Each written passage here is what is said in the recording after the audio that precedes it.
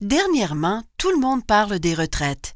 À Détroit, la faillite de la ville a provoqué une réduction potentielle des pensions des travailleurs avec des coupures atteignant jusqu'à 34% des rentes. Dans le même temps, en Californie, des charges de pension non soutenables entraînaient la faillite de villes telles que Stockton, San Bernardino et d'autres. Plus près de chez nous, les retraités des usines de fabrication de papier Saint-Anne-Nakawick et Fraser, qui ont fait faillite, ont perdu 35 à 40% de leur retraite à prestations déterminées. Que se passe-t-il avec les régimes de retraite? La plupart des régimes à prestations déterminées avaient été conçus à une époque où les taux d'intérêt étaient élevés et le marché boursier moins volatile. Les données démographiques étaient également très différentes.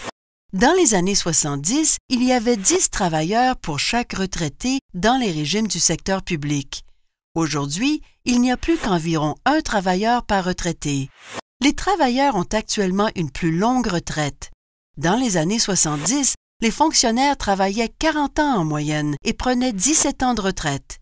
Aujourd'hui, ils travaillent 32 ans en moyenne et prennent 31 ans de retraite. Cette tendance a mis une pression considérable sur les régimes de retraite du secteur public et sur les contribuables qui les financent. Ceci s'explique du fait que des paiements spéciaux sont requis lorsque les cotisations et les rendements des investissements ne suffisent pas à assurer la viabilité du fonds. Les paiements spéciaux sont en sus des cotisations de pension régulières et à part égale du gouvernement provincial. Pour les 2 principaux régimes de retraite du secteur public du Nouveau-Brunswick, les paiements spéciaux ont coûté environ 2 milliards de dollars au cours des 2 dernières décennies. Ce montant est pratiquement égal au montant nécessaire pour gérer tous les hôpitaux, tous les dispensaires et toutes les cliniques médicales du Nouveau-Brunswick sur une année entière. Le problème n'est pas propre au Nouveau-Brunswick. D'autres provinces ont dû effectuer des changements similaires, notamment la Saskatchewan, la Nouvelle-Écosse, l'île du Prince-Édouard et l'Alberta.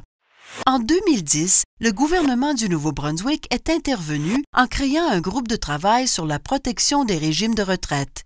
Ils ont envisagé des options comme l'ajustement des régimes à prestations déterminées actuels ou la conversion au régime à cotisation déterminée.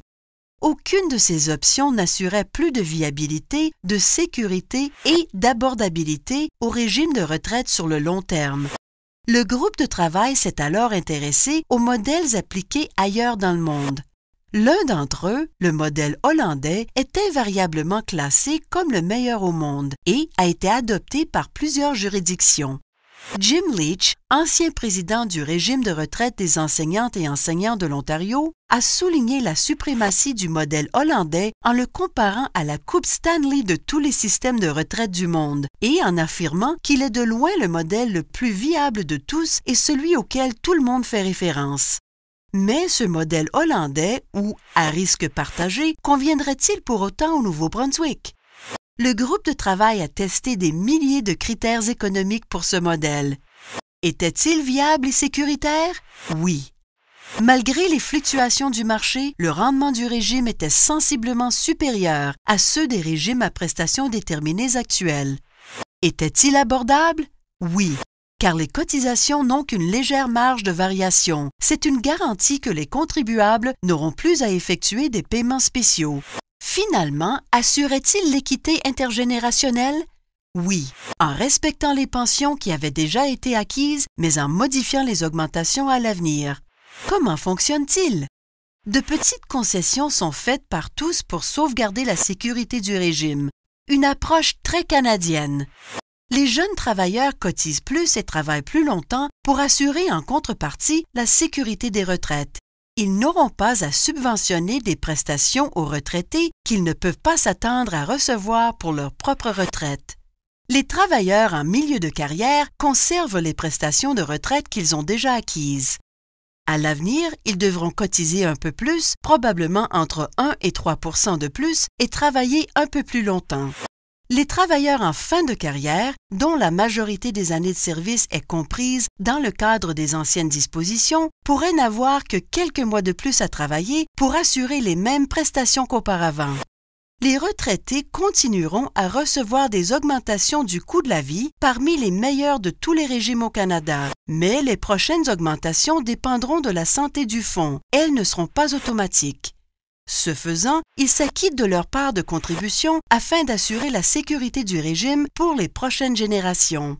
Le modèle à risque partagé, est-ce qu'il convient d'adopter?